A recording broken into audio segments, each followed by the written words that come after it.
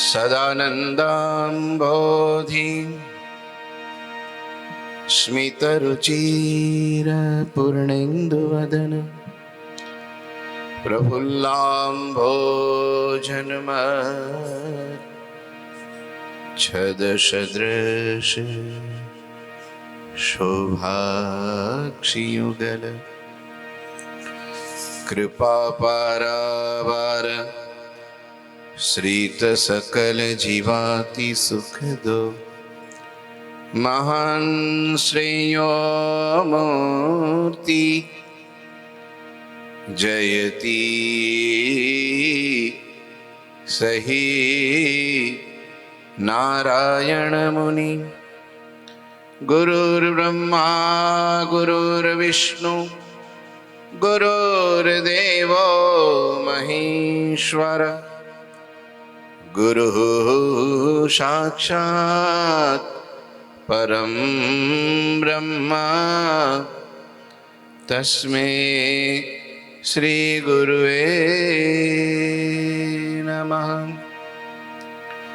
ओम अवतारिणे श्री स्वामिनारायणाय नमो नमः।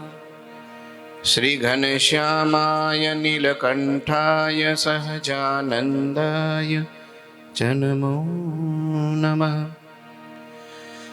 हरि कृष्णाय परम ब्रह्मणे च नमो नमः।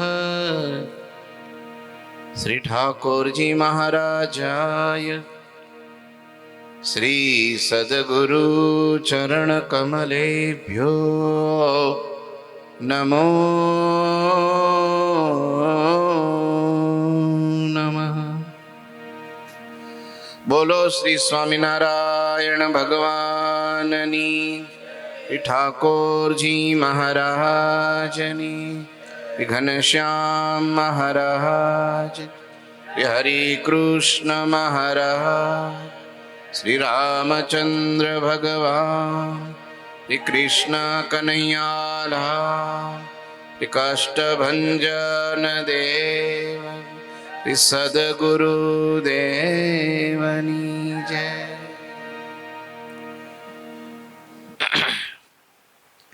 सर्वावतारी आराध्य इष्टदेव सिंहासन में बिराजमान राजाधिराज आपड़ा महाराज आदि गुरुदेव स्वामी श्री सेवी ठाकुर जी महाराज, समग्र गुरु परंपरा दिव्य सद्गुरुश्रीओ, प्राण प्यारा मोक्ष प्रदाता पूज्य गुरुदेव, आदरणीय संतो अने तमे वाला बधाई भक्तो बधाई ने मारा खूब भावथी आजना जय श्री स्वामीनारायण, जय श्री स्वामीनारायण।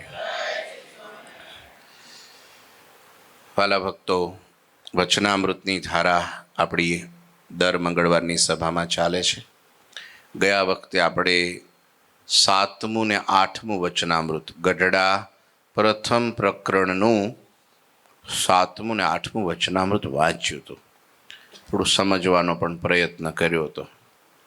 છેલ્લે ઇન્દ્રિયોની ક્રિયા ભગવાનને ભગવાનના સંતની સેવામાં રાખે છે તો એનું અંતઃકરણ શુદ્ધ થાય છે અને જગતના પંચ વિષયોમાં જ્યારે ઇન્દ્રિયોને અંતઃકરણ જ્યારે ભોગવે છે ત્યારે અંતઃકરણ મલિન થઈ જાય છે, ભ્રષ્ટ થઈ જાય છે, ભગવાનની સ્મૃતિ સ્મરણ રહેતું નથી। એટલે ઇન્દ્રિયોની ક્રિયા અને ભગવાનને ભગવાનના સંતની સેવામાં રાખવા જેથી અંતર ચોખ્ખું રહે ને પરમાત્માના દર્શન અંતરમાં સૌ કોઈને થાય। આજે વચનામૃત વાંચવું છે ગઢડા પ્રથમ પ્રકરણનું 9મું વચનામૃત છે। સૌ પ્રથમ આપણે થોડું ध्यान मुद्रा में बेसवानुं छे। थोड़ू डिस्टर्ब थशे, बाजू में थोड़ू कामगीरी चाले छे, तमारे मन त्यां लई जवानुं नथी।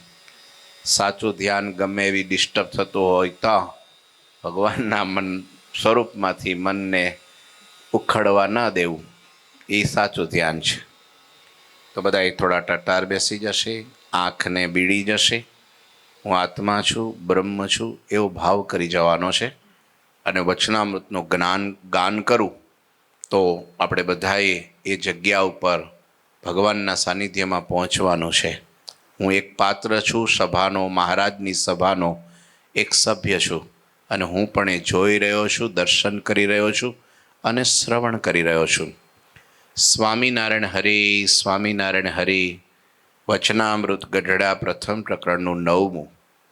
ભગવાન વિના બીજું ન ઈચ્છવાનું.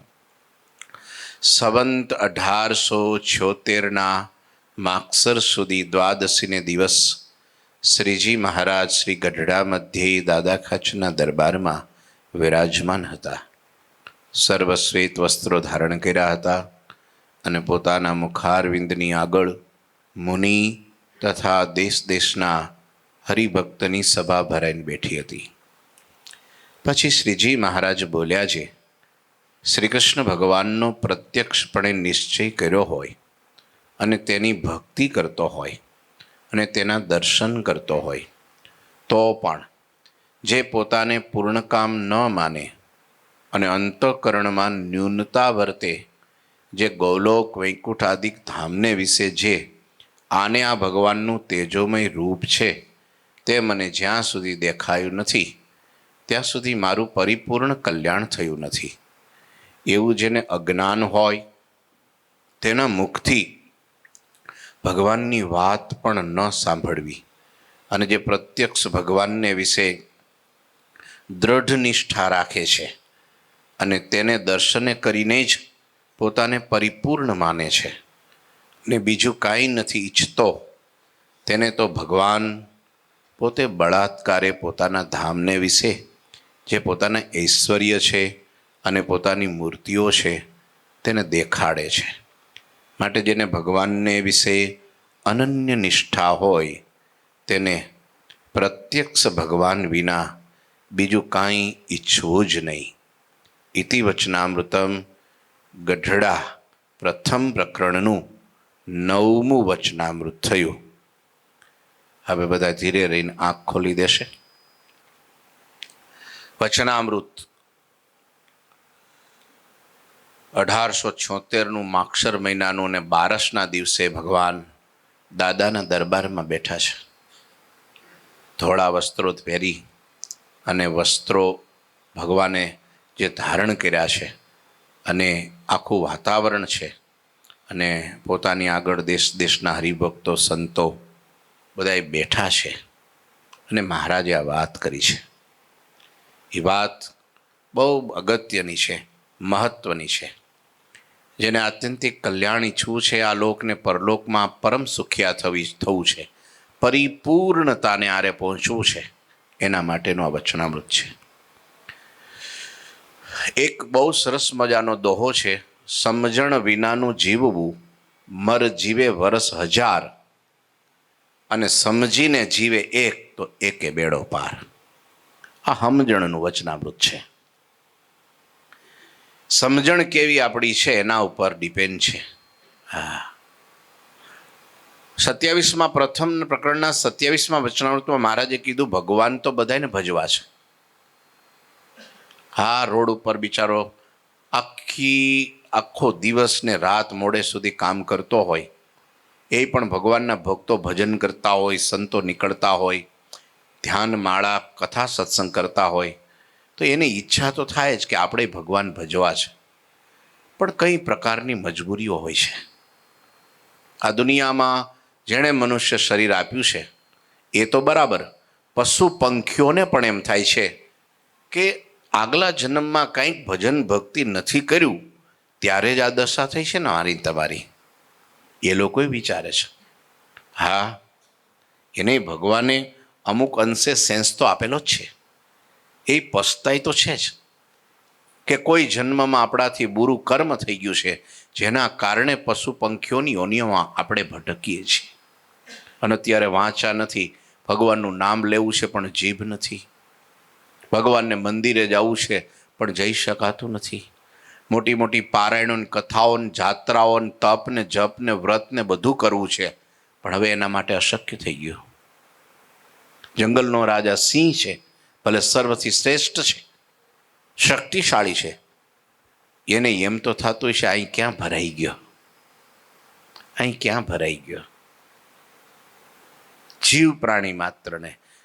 આ મનુષ્ય દેહ પામ્યા પછી પણ ઘણી બધી વિટંબડાઓ સમસ્યાઓમાં ભટકતો જીવ પણ એમ વિચારે છે કે મારું બટી કાંઈક સાનુકૂળતા હોય તો ભગવાન ભજી લેવા છે. યાદ રાખો, ભગવાન દરેકને ભજવા છે, પણ સમજણમાં ફેર છે. પછી મહારાજે વાત કરી, જેના વર્ષાવ્યા મેઘ વરસે છે. હે આકાશમાં અધર પધર તારાઓ જેના આધારે રહ્યા છે.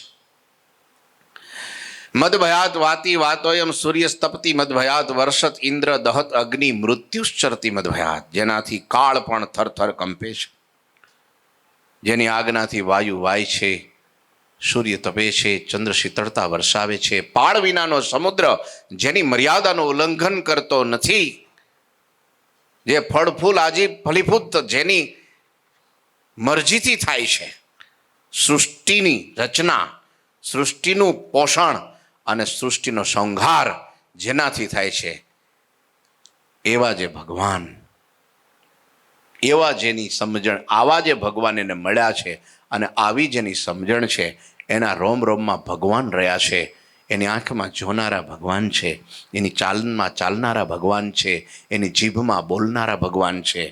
અને એવા સંત જગતના આધારરૂપ છે.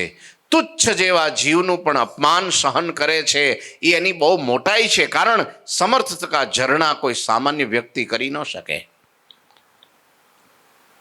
ધારે તો ફૂંક મારે તો બાળી નાખે, આટલા શક્તિશાળી છે. કરડી દ્રષ્ટિ કરે ને, હા, તો એનો જીવ ખલાસ થઈ જાય, જીવ નાશ પામી જાય. પણ એ છતાંય તુચ્છ જેવા જીવોના અપમાન સહન કરે છે, માટે એ જગતના આધારરૂપ છે. આવી જેની સમજણ છે એવા આ સંતની વાત છે. આ સમજણ શ્રેષ્ઠ. મારા ને તમારા નાડી પ્રાણ જેના હાથમાં છે, એક જળના બિંદુમાંથી મનુષ્ય ઉત્પન્ન કરે છે, એ ભગવાન મને તમને મળ્યા છે. દરેક જીવ પ્રાણી માત્રને ભગવાન. નામ જુદા હોય, તત્વ તો એક જ છે. જગતમાં લોકો એમ કે છે ભગવાન બધા એક જ છે. નહીં, ભગવાન એક છે. ભગવાન બધાય એક છે એમ નહીં, ભગવાન એક છે, ભગવાન બે નથી. બધાય ભગવાન એક છે તો કેટલા ભગવાન થાય? એક કે વરસાદ કરવો છે, એક કે મારે દુકાળ પાડવો છે, એક કે મારે મનુષ્યના ધર્મ પશુમાં પરિવર્તિત કરવા છે, એક કે નાના પશુના ધર્મ મારે મનુષ્યમાં નાખી દેવા છે, એક કે મારે શિયાળાનો ઉનાળો કરી નાખવો છે, એક કે ઉનાળાનું ચોમાસું કરી નાખવું છે. તો કેટલા ભગવાન થશે? પણ વેદ એમ કે છે, ઉપનિષદ એમ કે છે, શાસ્ત્રો એમ કે છે, અવતારો એમ કે છે, અને ઋષિ મુનિઓ એમ કે છે કે ભગવાન એક છે, ભગવાન બે નથી. જે દરેકના હૃદયમાં વિલસે છે, જેના નાડી પ્રાણ આખા વિશ્વના નહીં, અનંતકોટી બ્રહ્માંડોના નાડી પ્રાણ જેના હાથમાં છે, એ પરમપિતા પરમાત્મા પરબ્રહ્મ તત્વ એક છે, એ બે નથી.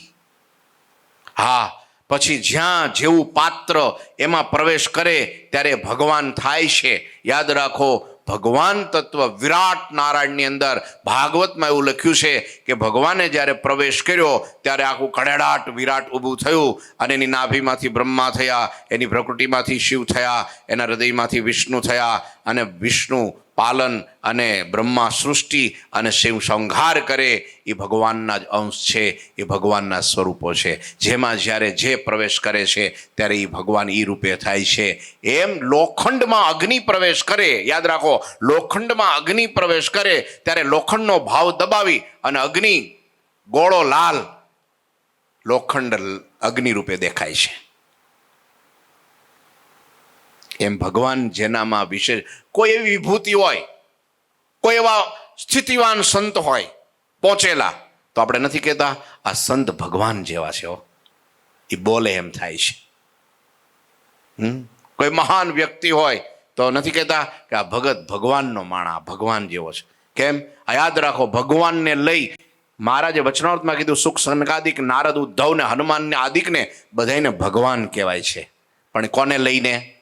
ભગવાનને લઈને. અને આજ મહારાજે એ જ વચનામૃતમાં કીધું, મહારાજ કે આજ આપણા સત્સંગમાં આ મુક્તાનંદ સ્વામીને પણ ભગવાનને લઈને ભગવાન જેવા કહેવાય છે. લોયાનું 13મું વચનામૃત, આમાં મહારાજ એમ બોલ્યા, ભગવાન એક છે. ઈ ભગવાન યાદ રાખો. આ વચનામૃત ફરી હું વાંચું છું, સમજવા જેવું છે. હવે ધીરે ધીરે આપણો ક્લાસ થોડો અપ જાય છે. કેજીમાંથી પછી પ્રથમમાં આવે, ફર્સ્ટમાં આવે, પછી સેકન્ડમાં આવે, થર્ડમાં આવે. એટલે હવે ધીરે ધીરે આ કયું ધોરણ ચાલે છે? 10 બોર્ડનું એક્ઝામ. એટલે થોડુંક એમાં વધારે મહેનત કરવી પડે. બોર્ડનું વરસ આવે ને એટલે મહેનત થોડી વધારે કરવી પડે, થોડી એકાગ્રતા વધારવી પડે, સમજવાનો પ્રયત્ન કરવો પડે. આમાં કાંઈ પણ પ્રશ્ન કોઈને થાય તો એકાંતમાં સંતોને મળીને એનું સમાધાન કરવું. આમાં ઘણીવાર બહુ બધી કથાઓ સાંભળવાથી મન એટલું બધું ભ્રમિત થઈ જાય છે કે પછી એમ થાય કે હારું આ હાચુક, આ હાચુક, આ હાચુક, આ હાચુક. પણ સંતો પાસે બેસી એનો નિકાલ લાવી દેવો જોઈએ. નહીતર એ ભ્રમમાં, તર્ક કુતર્કમાં ક્યારેક આપણા હૃદયની અંદર નાસ્તિક ભાવ આવી જતો હોય છે. મહારાજ કહે છે શ્રી કૃષ્ણ ભગવાનનો પ્રત્યક્ષપણે નિશ્ચય કર્યો હોય અને તેની ભક્તિ કરતો હોય, એના દર્શનય કરતો હોય, તો પણ જે પોતાને પૂર્ણ કામ ન માને અને અંતઃકરણમાં ન્યૂનતા વર્તે કે મને ગૌલોક વૈકુંઠાદિક ધામને વિશે જે આ ભગવાનનું તેજોમય રૂપ છે તે મને જ્યાં સુધી દેખાયું નથી ત્યાં સુધી મારું પરિપૂર્ણ કલ્યાણ થયું નથી. પ્રત્યક્ષ ભગવાનનો નિશ્ચય હોય. સાંભળજો. નંબર 1, પ્રત્યક્ષ ભગવાનની ભક્તિ કરતો હોય, પ્રત્યક્ષ ભગવાનના દર્શન. પ્રત્યક્ષ એટલે શું? અક્ષ એટલે આંખ, પ્રતિ એટલે સામે. તમારી આંખની સામે ભગવાન જે બિરાજે છે એના નિત્ય દર્શન કરતો હોય. તમારી આંખની સામે જે ભગવાન બિરાજે છે એનો નિશ્ચય પણ પાકો હોય કે આ ભગવાન જ છે. તમારી આંખની સામે જે ભગવાન બિરાજે છે એની જ ભક્તિ કરતો હોય. ભક્તિ એટલે સેવા. શું? સેવા કરતો હોય. એને નિત્ય વાઘા પહેરાવતો હોય, રોજ એની પ્રત્યક્ષને માનસી પૂજા કરતો હોય, રોજ એને થાળ જમાડતો હોય, રોજ એને પોઢાડતો ને જગાડતો હોય, રોજ એના પદોનું ગાન કરતો હોય, રોજ એની સામે ઘૂંઘરું બાંધી નાચતો હોય, એની બધી સેવા કરતો હોય, ભક્તિ કરતો હોય, અને તોય પણ પોતાને પૂર્ણ કામ નથી માનતો. હવે શું એમાં કસરી છે? શું ખામી છે? તો શું ઈચ્છે છે? ન્યૂનતા વર્તે છે. કેવી ન્યૂનતા વર્તે છે? કે હા આ તો ઠીક છે, આ તો મળ્યા છે મને, પણ જે આ દેહ મૂકીને જેને પામવું છે એ મૂળ સ્વરૂપ ભગવાનનું જે ધામમાં બિરાજે છે એના દર્શન મને જ્યાં સુધી ન થાય ત્યાં સુધી હું મારી જાતને પૂર્ણ કામપણું નથી માનતો. તો મહારાજ કહે છે આવું અપૂર્ણપણું જેને રહેતું હોય, પોતાને આમાં કલ્યાણ ન મનાતું હોય, તો એવું જેને અજ્ઞાન હોય તેના મુખની વાત મહારાજ કે કોઈ દી સાંભળવી નહીં. તો ભાઈ પ્રત્યક્ષ ભક્તિ કરતો હોય, પ્રત્યક્ષ દર્શન કરતો હોય, પ્રત્યક્ષ નિશ્ચય હોય, તોય પણ એના મોઢાની વાત ન સાંભળવી, એવો તે એના મુખની વાતમાં શું દોષ છે? એ શું ખોટું કરે છે? શા માટે ભગવાને એની વાત સાંભળવાની ના પાડી? આ વાત મેં વચ્ચે થોડાક દિવસ પહેલા મેં કરી હતી, એટલે તમને સ્મરણ હોય કે કદાચ ન હોય. કેટલાને સ્મરણ છે? અમૃત ભગત?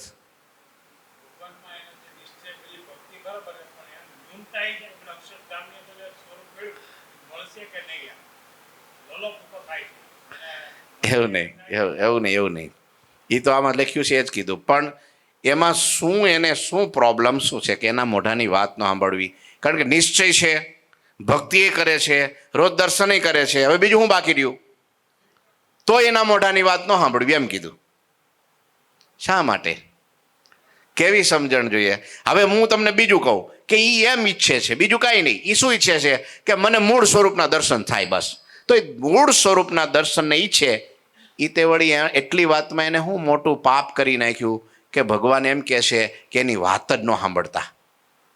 હવે મૂળ સ્વરૂપના દર્શન તો દરેક ઈચ્છે, નો ઈચ્છે જે મુમુક્ષુ હોય, ભગવાનનો ભક્ત હોય, એને એમ થાય કે અક્ષરધામમાં તેજોમય સ્વરૂપ જે અનંત મુક્તોની વચ્ચે બિરાજે છે અખંડ, એના દર્શન મને થાય. તો એવી ઈચ્છા રાખે છે તો એ પાપ છે, ખોટું છે? એ પૂછું છું હું તમને. ઉપાસના તો નિશ્ચય છે જ, નિશ્ચય તો આમાં લખ્યું. હાલ્પેશભાઈ, હા એ બાદ હવે તાલી વગાડો. ઉત્તર ઝાલા. અલ્પેશભાઈ કથા એ વખતે સાંભળી છે. તમે સાંભળી તો છે પણ સાંભળી નાખી છે, સાંભળીને રાખી નથી. સાંભળીને રાખી હોય તો યાદ રહે, એટલે હવે પછી ભૂલતા નહીં. વાત એમાં એવી છે, પ્રત્યક્ષ ભગવાન બિરાજે છે. મુમુક્ષુ માટે પ્રત્યક્ષ ભગવાન છે એ જ વધારે એના માટે સુલભ છે, સુખનું મહા મોટું સાધન છે. બીજું, અક્ષરધામનું સ્વરૂપ છે અને આ ધરતી ઉપર સ્વરૂપ છે. આ લોકમાં ભગવાન બિરાજે છે એ ભગવાન અધમ ઉદાહરણ છે, પતિત પાવન છે, સુશીલ છે. અક્ષરધામમાં આ ટાઇટલ એકય ઈ સ્વરૂપને લાગતા નથી. શું કરવા? કે ત્યાં કોઈ અધમ જ નથી, ત્યાં તો બધા મુક્તો જ છે. મમ સાધર્મ્ય માગતા એમ લખ્યું. જે મુક્તો છે એ બધા ભગવાનના સાધર્મ્યપણાને પામી ગયા છે. ભગવાન જેવું ઐશ્વર્ય, ભગવાન જેવું રૂપ, ભગવાનના સાનિધ્યમાં ભગવાન જેવી શક્તિ, ભગવાન જેવું તેજ. હવે ત્યાં કોઈ અધમ જ નથી તો ભગવાનને અધમ ઉદાહરણ શું કરવા કે? ત્યાં કોઈ પતિત જ નથી તો પતિત પાવક કેવી રીતના કહેવાય? ત્યાં કોઈ સુશીલ કોને કહેવાય? કે જે નાના માણસને પણ મળી શકે, નાનામાં નીચ એમ કે સ્તરમાં બેઠેલો વ્યક્તિને પણ મળવા માટે, એને માટે કોઈ પ્રકારનું બંધન કે અવલંબન ના હોય અને મળી શકે, એને સુશીલ કહેવાય. દરેક વ્યક્તિ એને મળી શકે. પણ ત્યાં તો કોઈ નાનું છે જ નહીં, બધા મોટા જ છે. અક્ષરધામમાં બધા મોટા જ છે, ભગવાન સમાન છે. બધા ભગવાનના ઐશ્વર્યને પામેલા છે, ભગવાનના સુખમાં હિલોળા લે છે, બધા સેમ છે. તો પછી ધરતી ઉપર ભગવાનનું સ્વરૂપ છે એને તો અધમ ઉદાહરણ કીધું છે, કારણ કે અધમ જાજા, એનો ઉદ્ધાર કરનારા ભગવાન પતિત પાવન છે. કારણ કે પતિત જાજા છે એ ભગવાનને એણે પાવન કરી, પવિત્ર કરીને ધામમાં લઈ જવા છે. બહુ નીચા છે, કીડી જેવા જીવ છે, ભગવાન હાથી જેવા છે. કીડી જેવા જીવને પણ ભગવાન સામે ચાલીને એની પાસે જઈને એની સેવાને ગ્રહણ કરી એના ધામના અધિકારી બનાવે છે. તો આ ટાઇટલ 3 કોને લાગે છે?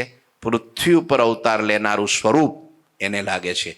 ભગવાન એક જ છે, ભગવાન બે નથી. અહીંયા છે એ જુદા છે, ન્યા છે એ જુદા છે, એમ નહીં. ભગવાન ન્યા છે એ જ અહીંયા છે, અહીંયા છે એ જ ન્યા છે. ભગવાન પોતેની ઈચ્છાએ કરીને દરેક બ્રહ્માંડમાં અવતાર ધારણ કરે છે અને જેવું કાર્ય કરવું ઘટે એવું કરે છે, અને જેવા દર્શન જે ઈચ્છે છે એવા દર્શન આપે છે. અહમ ભક્ત પરાધીન, મારા ભક્તને હું આધીન છું. ભગવાન એવા રૂપને ધારણ કરી અને ત્યાં રહે છે. પણ પૃથ્વી ઉપર જે ભગવાન વિચરણ કરે છે એ આ જીવને સુલભ છે, પેલા દુર્લભ છે. હવે સુલભ જે છે, જેના થકી ત્યાં પહોંચવાનું છે, એ સ્વરૂપ આ વ્યક્તિએ ગૌણ કરી નાખ્યું છે અને પેલાને પ્રધાનપણું આપે છે. જે દૂર છે, જે પરોક્ષ છે એ મુખ્ય કર્યું, અને જે પ્રત્યક્ષ છે એને ગૌણ કર્યું. એ દોષે કરીને એની વાત ન સાંભળવી. ખ્યાલ આવ્યો તમને? કારણ કે પ્રત્યક્ષ છે એ જ પ્રધાન છે અને પરોક્ષ છે એ ગૌણ છે. કહેવાનો અર્થ એ નથી મારો કે બંને જુદા છે. હકીકતમાં બે જુદા નથી, એક જ છે. જે તે છે એ જ આ છે.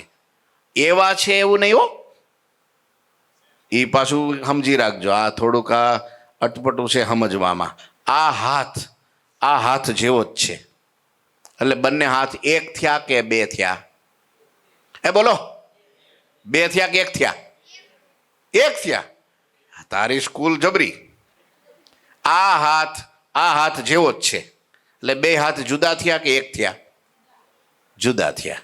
આ પુસ્તક જેવું છે, તો બંને પુસ્તક સરખા થયા, એક જ થઈ ગયું કે બંને જુદા છે? જુદા છે. એમ આ ભગવાન જેવા જ અક્ષરધામમાં ભગવાન છે અને જેવા અક્ષરધામમાં છે એવા જ અહીંયા સિંહાસનમાં બિરાજે છે, તો બંને જુદા થયા કે એક થયા? કેવી રીતના? હાલો જવાબ આપો. બે દાખલા આપું છું તોય મગજમાં ન ઉતરું, બોલો.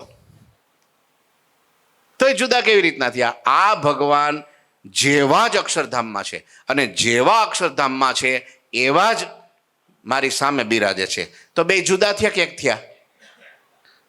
એક વાળ આંગળી ઊંચી કરો, આમાં કઈ મને સમજાતું નથી. અરે વાહ, મરદ નીકળાવો બાકી.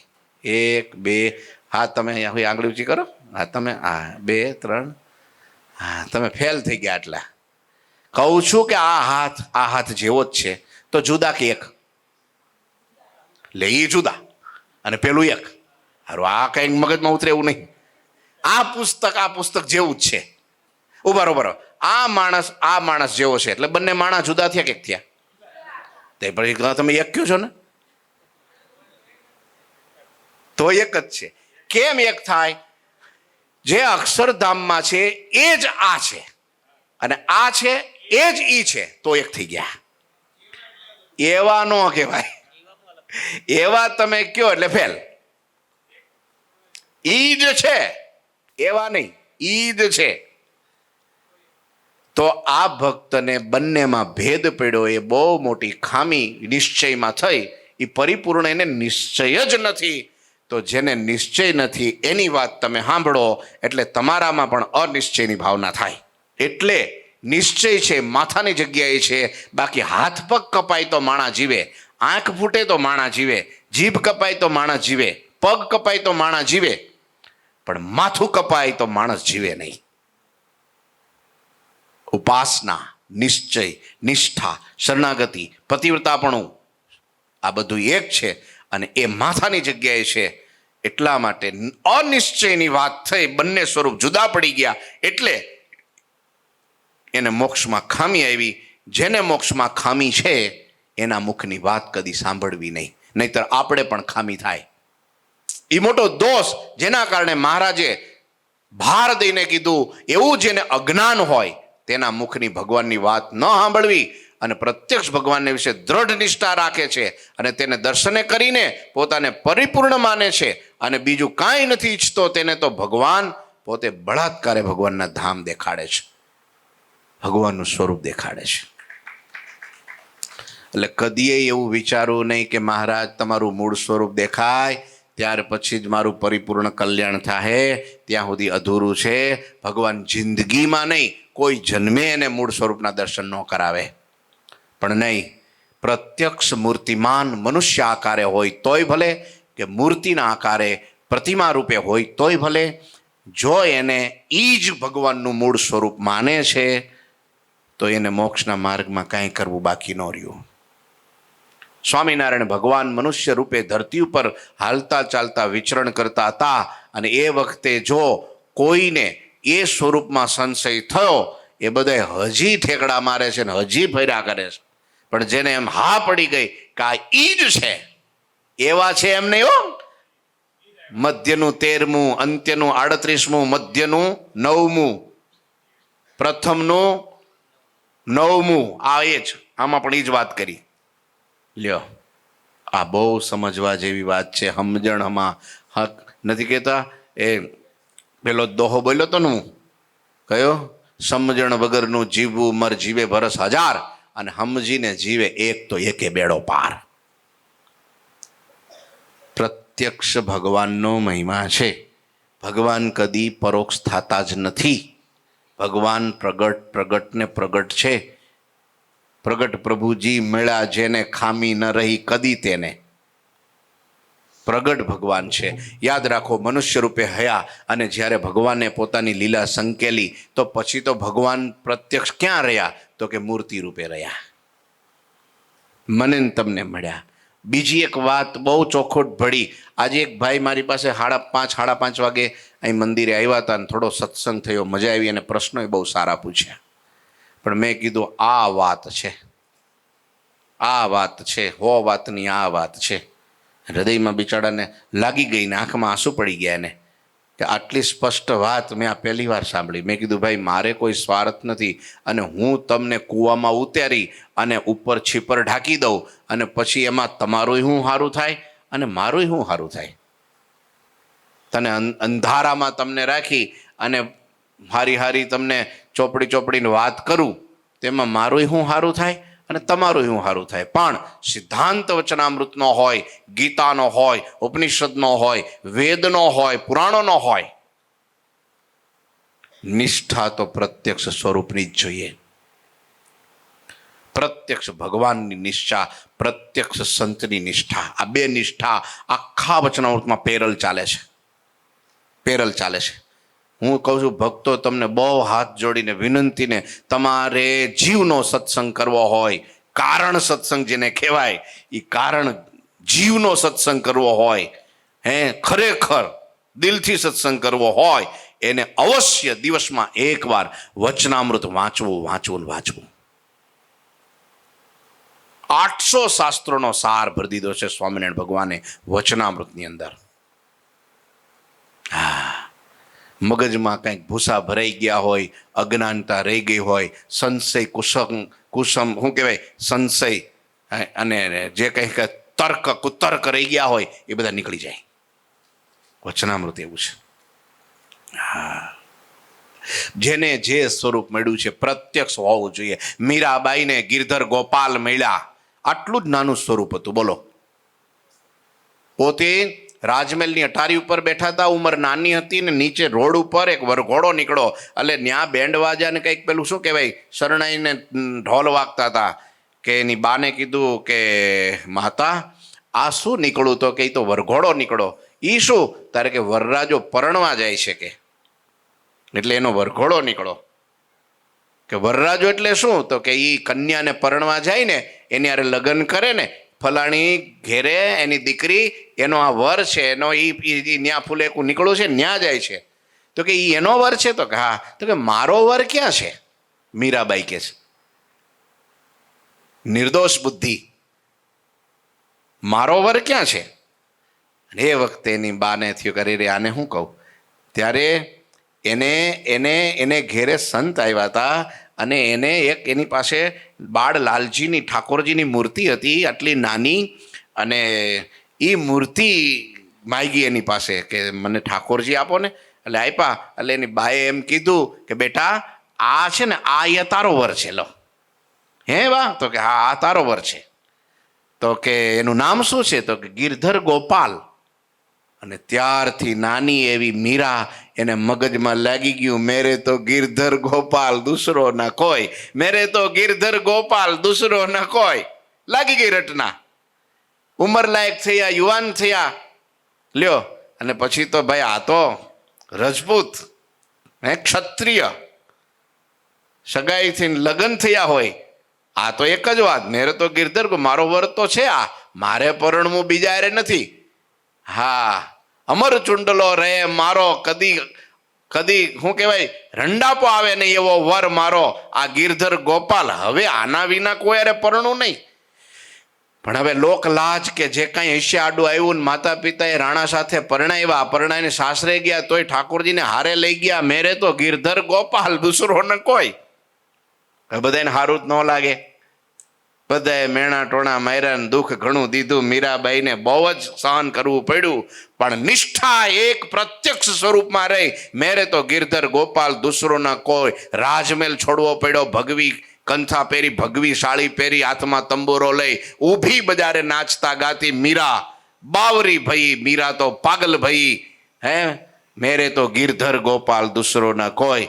દ્વારકા ગયા ને બારણા ખુલ્યા, શ્રી કૃષ્ણ ભગવાને હાથ ફેલાવ્યા ને મીરાબાઈ પ્રત્યક્ષ મૂર્તિમાં સમાઈ ગયા. આ પ્રત્યક્ષ ભગવાનના સ્વરૂપની નિષ્ઠા કહેવાય. એને ગૌલોકમાં બેઠેલા શ્રી કૃષ્ણની તાલાવેલી નહોતી. મને કોણ મળ્યું છે? હા, મેં ઈ જ મારો વાર. બસ, હું બીજાને કોઈને જાણતી જ નથી, ઓળખતી જ નથી. મારે બીજા હારે લેવા દેવા જ નહીં. મારો તો આ ધણી, આ મારો પતિ, આ પતિવ્રતાની ટેક. એવી ભક્તિ શીખવી. મને કોણ મળ્યું છે? એને અક્ષરધામમાં ગૌલોક વૈકુંઠમાં જે સ્વરૂપ હશે એની આને તાલાવેલી ન રહે, કારણ કે આ જ ઈ છે, પછી ન્યા ક્યાં રહે? અને એવું જે ઈચ્છે છે એને નથી જવું ધામમાં, તો એ બળાત્કારે એટલે જબરજસ્તીથી ભગવાન એને ધામમાં લઈ જાય છે અને બધા સ્વરૂપના દર્શન કરાવે છે, પોતાનું સુખ આપે છે, અખંડ પોતાની મૂર્તિમાં રાખે છે. એટલે કદીએ બીજું ઈચ્છવું નહીં, પ્રત્યક્ષ સ્વરૂપ. તમે જો ભગવાન પુરુષોત્તમ નારાયણે 6 મંદિરો બાંધ્યા, તો 6 મંદિરોમાં આપણા સંતોએ રાધા કૃષ્ણ દેવ પધરાવ્યા, નરનારાયણ દેવ પધરાવ્યા, લક્ષ્મીનારાયણ દેવ પધરાવ્યા, એ બધા સ્વરૂપની બાજુમાં હરિકૃષ્ણ મહારાજ પધરાવ્યા છે. ગઢડામાં છે, બોલો. ગોપાળાનંદ સ્વામી, મુક્તાનંદ સ્વામી, બ્રહ્માનંદ સ્વામી જેવા સંતોએ એ સ્વરૂપો પધરાવ્યા. બોલો, જુનાગઢમાં છે ભાઈ? હે, ધોલેરામાં છે, મૂડીમાં, ભુજમાં? હા ના તો કયો, ગયા છો કે નથી ગયા એ કયો પેલા? આ બધા ધામમાં ગયા છો કે નથી ગયા? દર્શન કર્યા છે કે નથી કર્યા? હા, 6 ધામ ને 8 ધામ ને 4 ધામ પછી કરજો, પેલા આઈના ધામ કરો. સમજે? હું તો કડક શબ્દોમાં તમને કહું, સ્વામિનારાયણ ભગવાને જે એ પધરાવ્યા સ્વરૂપો બધાય પધરાવ્યા. Respect all, follow one, hate none. Swaminarayan ભગવાન સર્વજીવ હિતાવહ સંદેશો લઈને આવ્યા હતા કે બધાને માન આપ્યું, બધાને પૂજ્યા, બધાને રાખ્યા. ભોળાનાથને તમે જો, સિદ્ધેશ્વર મહાદેવ. વડતાલમાં તમે ગયા છો? વડતાલમાં મહાકાળીની મૂર્તિ પધરાવી છે, જોઈ છે તમે કોઈએ? તમે ગયા જ ક્યાં છો? લટક સલામ કરીને ભાગવા વાળી. મુખ્ય મંદિરમાં ફરતી કોઈ અવતારો પધરાવ્યા જોયા તમે? હે, એ જોયા છે. તમે જુનાગઢ ગયા છો? એ જુનાગઢ મંદિર કરવા જમીન કોને આપી, પથ્થર કોને આપ્યા ખબર તમને? કોને આપ્યા? હે, ભક્તોએ? હે, ભૂતોએ આપ્યા? એ હારું અઘરું, મેં નથી વાંચ્યું. તમને ક્યાં વાંચ્યું? એ જુનાગઢ ને, એ ગઢડાની વાત છે. જુનાગઢ મુસલમાન રાજા હતા, ગઝફર ખાન કે કંઈક એવું નામ હતું.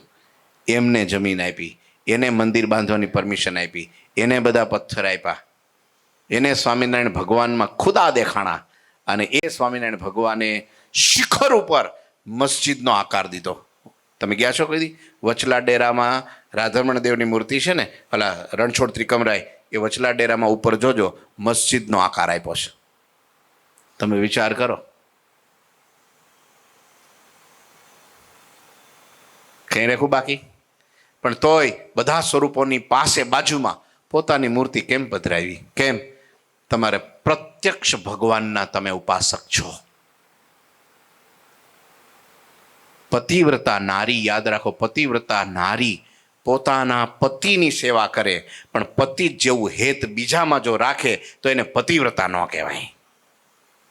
વચનામૃતમાં લખ્યું છે, એને પતિવ્રતા ન કહેવાય. હા, એની સેવા કરે, દેરિયાની સેવા કરે, જેઠિયાની સેવા કરે, હગાવાલા આવે, મહેમાન આવે તો એના માટે શીરાપુરી બનાવે, બધું બનાવે, જમાડે પ્રેમથી. પણ શું કરવા? આ મારા પતિના હગા છે એમ માનીને સેવા કરે. પણ ધણી કરતા વધારે હેત હોય? હા ના કયો? આ કળિયુગમાં બધા છે ને શંકામાં મુકાઈ જાય છે. આવું હોય એમ, એવું જ હોય. પતિવ્રતા નારી કોને કહેવાય? શ્રીજી મહારાજે કીધું, પોતાને પ્રત્યક્ષ સ્વરૂપ જે મળ્યું છે, મને તમને જે પ્રત્યક્ષ આપણી ગુરુ પરંપરામાં મળ્યું છે, આપણે સાક્ષાત મળ્યું છે. યાદ રાખો, જો ગઢડામાં પણ છે, જુનાગઢમાં પણ છે, ધોલેરામાં પણ છે, ભુજમાં છે, અમદાવાદમાં છે, વડતાલમાં છે. પણ જુનાગઢવાળા છે એને હરિકૃષ્ણ મહારાજ ત્યાં મળ્યા છે, ભગવાન મળ્યા છે. જેને જેની ઉપાસના રાધારમણ દેવ મળ્યા છે. કોઈ કૃષ્ણ ઉપાસક હોય, ભગવાનનો ઉપાસક હોય તો ઈ સ્વરૂપ. તમે કોઈને એકને પકડો, એકને પકડો બસ. મૂર્તિ પણ જો હું તમને કહું, બહુ સાચી વાત કહી દઉં, સ્પષ્ટ. આપણા ઘરના બેઠા છો ને એટલે સ્વામિનારાયણ ભગવાનની મૂર્તિ છે, નીલકંઠ વર્ણીની મૂર્તિ છે, ઘનશ્યામ મહારાજની મૂર્તિ છે, સહજાનંદ સ્વામીની મૂર્તિ છે, એક ચક્ષુની મૂર્તિ છે, બે ચક્ષુની મૂર્તિ છે, ઊભી છે, બેઠી છે. માણકીવાળી છે, બધી બહુ મૂર્તિ એક જ ઈષ્ટદેવની છે, પણ એમાંથી કોઈ એક સ્વરૂપ પસંદ કરીને ધ્યાનને માનસી કરો તો જ એ સ્વરૂપ તમને સિદ્ધ થાય અને એ તમને સપનામાં એ સ્વરૂપ દેખાય અને ધામમાં પણ એ સ્વરૂપ લેવા આવે. પણ એક જ ઈષ્ટદેવના 10 સ્વરૂપની ધારણા કરો પછી એકય સિદ્ધ ન થાય. એક સાધે સબ સધાય ને સબ સાધે સબ જાય. આ બહુ સાચી વાત છે. અમે જ્યારે નવા નવા સાધુ થવા આવ્યા ત્યારે ગુરુજી એમ કે આ સ્વરૂપનું ધ્યાન કરજો. સદગુરુથી વેરીફાઈ થયેલું સ્વરૂપ જ્યારે તમે સિદ્ધ કરો ત્યારે સરળતાથી સિદ્ધ થઈ જાય, સરળતાથી એનું ધ્યાન લાગી જાય. આજે હજારો હરિભક્તો દેશમાં અને વિદેશમાં ગુરુજી એટલે કીધું આ ઠાકોરજી મહારાજનું સ્વરૂપ ધ્યાન કરજો અને ઠાકોરજી મહારાજને થાળ ધરજો, ઠાકોરજી મહારાજની સેવા કરજો. ઠાકોરજી મહારાજ તમને પરચા પૂરશે, તમારા બધાય કામ કરશે. તો આજ કરે છે, આજ કરે છે. દર્શન આપે છે, પ્રત્યક્ષ એની સાથે વાતો કરે છે, એમની યારે બોલે છે કે સેંકડો હરિભક્તોને એના જીવનમાં અનુભવ થાય છે. શું કરવા? એક સ્વરૂપ પકડ્યું. એટલે જેમ હનુમાનજીએ એક જ સ્વરૂપ પકડ્યું, જેમ મીરાબાઈએ એક જ સ્વરૂપ પકડ્યું, મુક્તાનંદ સ્વામી એક જ સ્વરૂપ પકડ્યું, દાદા ખાચર એક જ સ્વરૂપ પકડ્યું, જોવન પગી એક જ સ્વરૂપ પકડ્યું. જેને જે મળ્યા એના માટે સર્વોપરી. યાદ રાખજો તમે, જેને જે મળ્યા. રામકૃષ્ણ પરમહંસને કાલિકા માતા મળ્યા હતા તો એને એમ જ હતું કે કાલિકાથી પર કઈ છે જ નહીં, આ જ છે મારો ઈષ્ટદેવ, જે મારો કાન સમજો. એક જણાએ શું કીધું ખબર છે? સાંભળજો. હા, આ તો ગંગા કાંઠે ગંગાદાસ અને જમના કાંઠે જમનાદાસ. 25 જગ્યાએ 25 ફૂટના ખાડા ખોદો, એકેયમાં પાણી ન આવે. એક જગ્યાએ 500 જવા દો એટલે ધોધ ફૂટે. મારી વાત ખોટી હોય તો તાલી ન પાડતા. સનાતન સિદ્ધાંત જ આ છે. વચનામૃત કયો કે ઉપનિષદ કયો, ગીતા કયો કે શિક્ષાપત્રી કયો, વચનામૃત કયો ભાગવત કયો, આ બધું એક જ છે.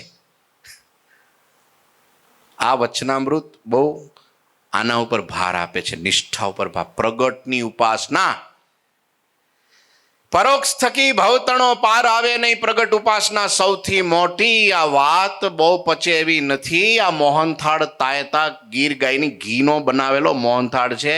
પેટ એની હોજરી બરાબર પાત્ર મજબૂત હોય તો ટકે, નહીતર હવારે હા 10:30 થઈ ગયા, વાર છે જ. આ વાત થોડી કઠણ છે પણ કર્યા વગર મહારાજ કે છૂટકો નથી. મહારાજે વચનામૃતમાં એમ કીધું, મધ્યના 9માં, આ વાત સભામાં કરવા જેવી નથી, છતાંય કરું છું. જો ન કરું તો ખામી ભાંગે નહીં અને કસર ટળે નહીં. પ્રત્યક્ષ સ્વરૂપ મને તમને મળ્યું છે, બસ પકડી રાખજો, પકડી રાખજો. હા, એનો અર્થ એ નથી પતિવ્રતા નારી પોતાના ધણીમાં વધારે હેત રાખે એનો અર્થ બીજા પુરુષનું અપમાન કરે છે, એવો અર્થ નથી. એનો ધર્મ જ છે, એનો ધર્મ જ છે. મહારાજે બીજી વાત કરી, વચનામૃત મધ્યનું નહીં, પ્રથમનું 60મું વચનામૃત. મારે એક પેરેગ્રાફ વાંચવો છે, ખાલી વાંચીને પૂરો કરી દઉં, પછી તમારા ઉપર છોડું છું. જે કંઈ પ્રશ્ન તમને થાય એ મને એકાંતમાં ગમે ત્યારે આવીને સાંજે સવારે બપોરે મને પૂછજો, હું તમને પ્રયત્ન કરી સમજાવવા. પહેલાં મને વાંચવા દેજો શું વચનામૃત છે. પ્રથમનું કેટલામું કીધું મેં તમને? 60મું છે. એક જ મિનિટ, સોરી, પક્ષનું છે. કેટલામું છે? મધ્યનું છે, સોરી, ઉભા રહો. હે 61નું છે ને?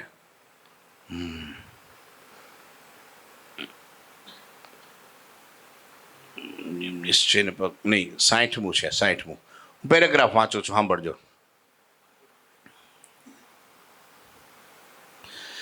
અને જે ભગવાનનો ભક્ત હોય તેને કોઈક મારી નાખતો હોય. સાંભળજો, મહારાજે મધ્યના 60મા વચનામૃતમાં વાત કરી. અને જે ભગવાનનો ભક્ત હોય તેને કોઈક મારી નાખતો હોય અથવા તેને કોઈક દુઃખ દેતો હોય ને તે ભગવાનના ભક્ત આડો જઈને જો મરે કે ઘાયલ થાય તો શાસ્ત્રમાં એમ લખ્યું છે કે તેના બ્રહ્મ હત્યાદિક જે પંચ મહાપાપ તે સર્વે મટી જાય છે. એવો ભગવાનના ભક્તનો પક્ષ રાખ્યાનો પ્રતાપ છે. અને જેને ભગવાનના ભક્તનું વચન બાણની પેઠે હૈયામાં વસમું લાગે અને તેની વેર ભાવે આંટી પડી જાય, તે જીવે ત્યાં સુધી ટળે નહીં. એવો જે ચાંડાળ જેવો જીવ હોય તે ધર્મે યુક્ત હોય, ત્યાગે યુક્ત હોય, તપે યુક્ત હોય, તે સર્વે વૃથા છે. અને બીજા પણ કોટી સાધન કરે પણ તેના જીવનું કોઈ કાળે કલ્યાણ થાય નહીં. અને આ સંસારને વિશે સાંભળજો હવે ખાસ. અને આ સંસારને વિશે જેમ કોઈક સ્ત્રી હોય તે પોતાના પતિ ઉપર ને બીજા પુરુષ ઉપર સરખું હેત રાખે તે વેશ્યા સરખી ભૂંડી કહેવાય, તેમ આ સંસારને વિશે જે એવો પુરુષ હોય જે આપણે તો બધાય સાધુ સરખા છે, કેને સારો નરસો કહીએ તો તે સત્સંગી કહેવાતો હોય તો પણ તેને વિમુખ જાણવો. અને જે પુરુષ એમ જાણે છે આપણ કંઈક અવળું સવડું બોલીએ તો આપણો માણસ અવગુણ લેશે, એવી રીતે પોતાની સારપ રાખવા સારું ભગવાનનું કે ભગવાનના ભક્તનું કંઈક ઘસાતું બોલે ને તેને સાંભળી રહે તો તે સત્સંગી કહેવાતો હોય તો પણ તેને વિમુખ જાણવો. બહુ અઘરું છે. આ તો બહુ હિંમત કરીને મેં આ વચનામૃત વાંચ્યું છે. વિમુખ કોણ ને સન્મુખ કોણ? વિમુખ કોણ ને સન્મુખ કોણ? એક ભાઈ 2 દી પહેલા મારી પાસે આવ્યા હતા. મને કે બધી આવી વાત થાય છે કે. મેં કીધું કેવી? મને કે આવી. એને મને કીધું મારે કંઈ કહેવું નથી. કોણ સન્મુખ ને કોણ વિમુખ? જે 5 વર્તમાન પાડે છે, સ્ત્રીધનનો ત્યાગ રાખે છે, ભગવાનને ભજે છે, ભજાવે છે, ઉપાસના શુદ્ધિ કરાવે છે અને પોતે કરે છે, સંગ સારો મોટા મોટા મહાપુરુષનો જેમને રાજીપો લીધો છે, સત્સંગીઓની સેવા માટે, સત્સંગની સેવા માટે, ભગવાન માટે પોતાનું આખું જિંદગી સમર્પિત કરી દીધી છે, યા હોમ શૂન્ય થઈ ગયા છે, એ છે. કેટલું બધું આ દુનિયામાં તુચ્છ જેવા જીવો, તુચ્છ જેવા ધૂળ જેટલી જેની કિંમત ન હોય એવા માણસોના અપમાન સહન કરે છે, બધાનું જતું કરે છે, બધાના સ્વભાવને સહન કરે છે, સમર્થકા ઝરણા કરે છે. એ વિમુખ છે? કોણ વિમુખ? કોણ છે વિમુખ? કોણ છે? જે ભગવાનનો ભક્તનો પક્ષ નથી રાખતો, જે ભગવાનના સાધુનો પક્ષ નથી રાખતો.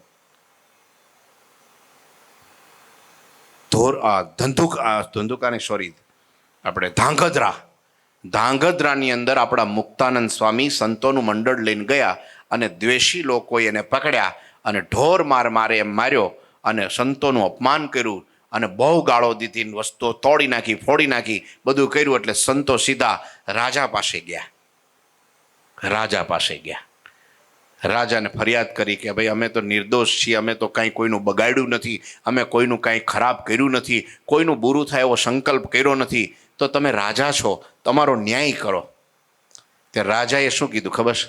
ગાયો બાંધે એમાં આપણે વચ્ચે પડાય નહીં. કોણ ગાયો અને કોણ આખલા? કોણ ગાયો? આટલું કીધું અને સાધુનો પક્ષ ન રાખ્યો. એ આગળની કથા ક્યાંક વાંચી હોય ને કોઈ વાંચી હોય ને પૂછી લેજો. ભગવાનના સ્વરૂપમાં પણ એક નિષ્ઠા. અને મહારાજે આ જ વચનામૃતમાં એમ કીધું કે જે સત્સંગમાં વિમુખ કોણ?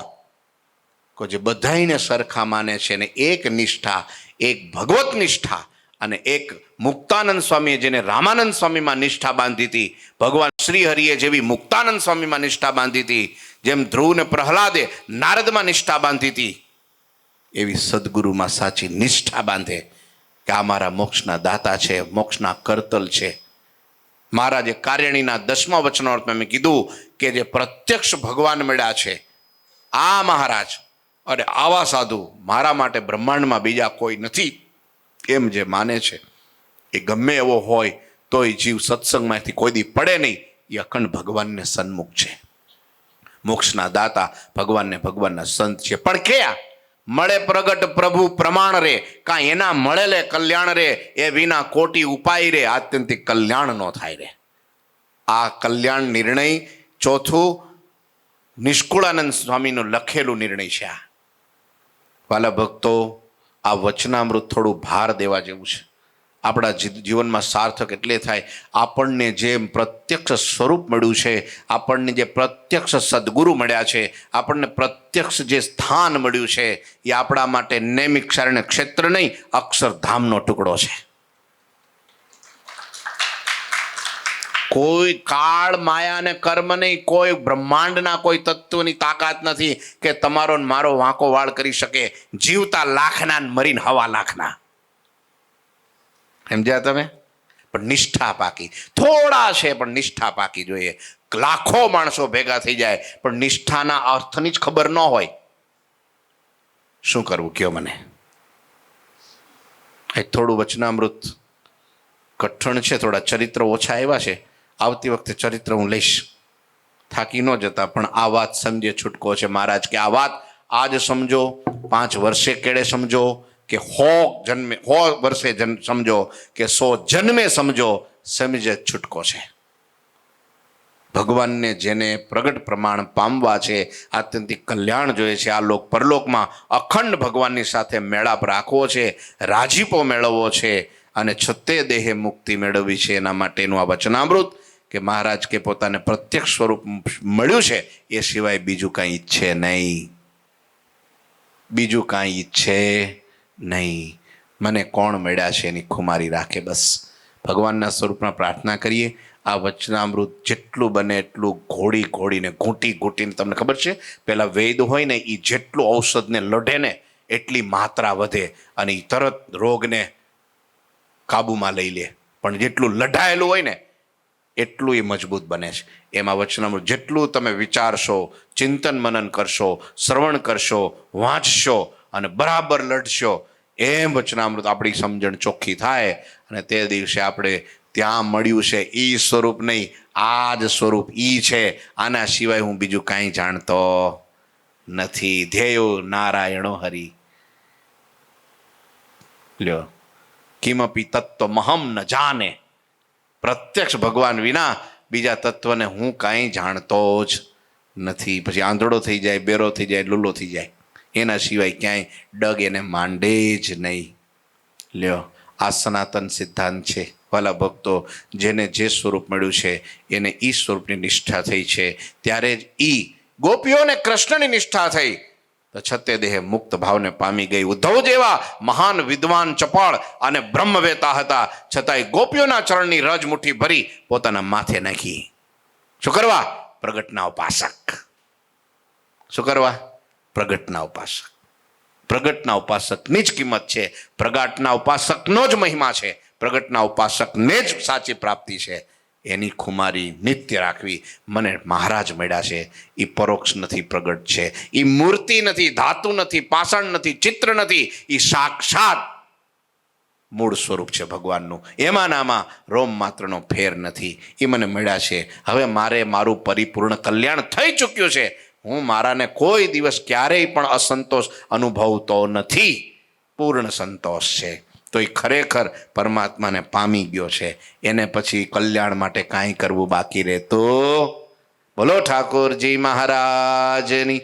શ્રીપતિમ શ્રીધરમ સર્વદેવીશ્વરમ ભક્તિ ધર્માત્મજમ વાસુદેવમ હરે માધવમ કેશવમ કામદમ કારણમ સ્વામિનારાયણમ નીલકંઠમ ભજે. શ્રી ઠાકોરજી મહારાજની જય. જય શ્રી સ્વામિનારાયણ.